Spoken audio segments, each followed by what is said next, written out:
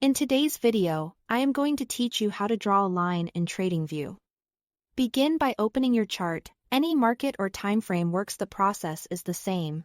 Once the chart is visible, look to the left-hand toolbar.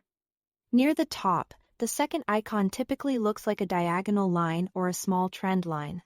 That's the home for all of your line tools. Click the small arrow next to that icon to expand the menu, and you'll see choices like trend line, horizontal line, and ray. Each of these serves a slightly different purpose, so pick the one that matches what you want to show on the chart. If you select trend line, you are drawing a sloped line between 2 points, great for visualizing rising or falling trends. To draw it, click once where you want the line to begin. Drag your mouse to set the angle and length, and click again to anchor the end.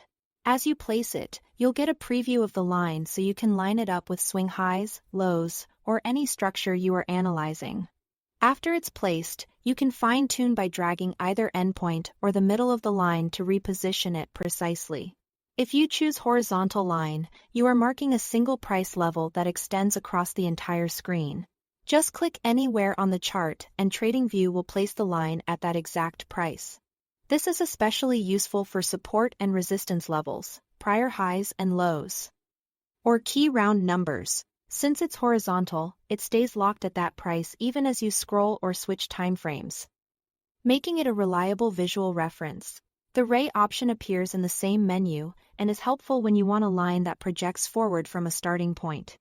Use it when you need a line that keeps extending in one direction while maintaining the same angle. Once your line is on the chart, you can customize its appearance so it stands out clearly. Double-click the line to open its settings. From here, change the color to match your chart theme or highlight importance.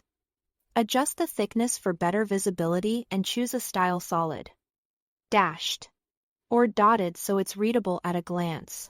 If the settings don't appear, make sure the line is selected before you double-click. That's all to it. Thanks for watching.